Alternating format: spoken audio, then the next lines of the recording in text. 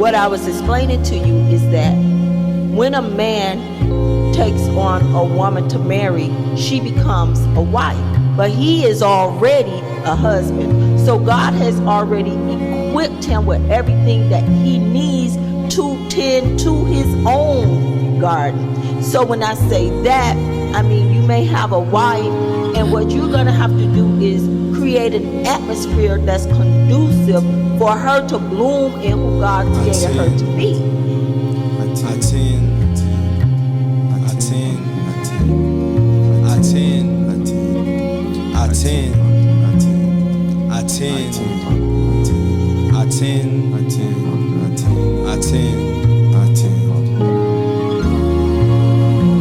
She be like the Garden of Eden, how I sow seeds and harvest the fruits of her love.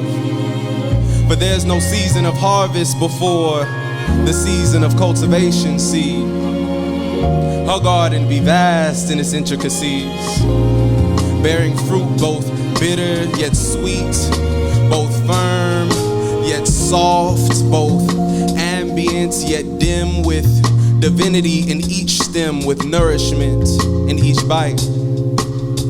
Her garden is where I trim the weeds of insecurities and self-doubt, where I nurse decay back to its state of origin, where I pull rotten fruit from its root to make space for what's to come in its place. But even her decaying fruit ferments into the sweetest of wines, the patient taste of evolution. I tend her garden with precision and a steady hand, both unwavering and unweary. I tend in rain, I tend in snow, I tend through hailstorms with thick thorns that may prick without intention, but with reminder that they are here and that they too serve purpose in her garden. See, I take my shoes off in her garden, careful not to track the impurities of the world into the sanctity of her conservatory, careful not to crush her budding petals underneath the pressure points of my soles. I walk barefoot through her evergreen garden so that she knows that I'm home, so that she knows that there's no more alone, so that she knows that I'm no stranger. For I am native to this garden, as it has become my refuge from the world. In her garden, I lie still, eyes closed, listening for the faint melodies of her wind chimes, chimes that reveals the cadence of her love, both captivating and serene. To hear it is to fear that you will hear it no more, or that it will stop suddenly without reason. Fear that you will no longer feel that captivating cadence, or that her garden will no longer welcome your presence, that it no longer requires your tender touch, your soft caresses, your imperfections. Her garden replenishes me, nourishes me, and it is through this nourishment that I am whole. When the world has worn me down, when the world has shifted my crown, when I need solace in the form of silence, her garden is my oasis.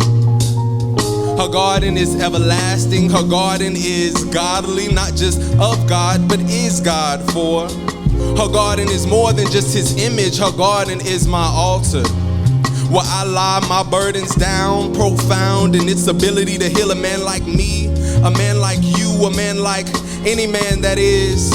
Men, tend to her garden, and you will enjoy all the spoils that life has to offer. For it is not by coincidence that God created life in his garden of abundance. This is a reminder that a woman is a garden, both delicate and profound. It is boundless in its fruit. And even when the world doesn't tend to your garden, I will. And even when they don't show gratitude for the fruits you bear, I do. And even when your garden grows barren, I will tend. I know that it is amazing. I love it. I love how you express how you tend to her garden. And it just puts me in the mind of men, that men are born husbands And husbands equal a farmer, a caretaker of the land. And that's what a husband is. So just to hear your words, it was amazing. It's awesome. Thank you, ladies and gentlemen. I'm Thomas J.I.V. I'm a music artist, spoken word artist, music and fashion curator. You can follow me on all streaming platforms, music, Apple Music, Spotify, YouTube Music at thomasj.i.v. That's thomasj.i.v. You can follow me on social media, on Instagram at thomas_j.i.v. Thank you, ladies and gentlemen, for your time. Thank you to the curators of Love Rekindled community. It's been amazing. Y'all have a blessed rest of your evening.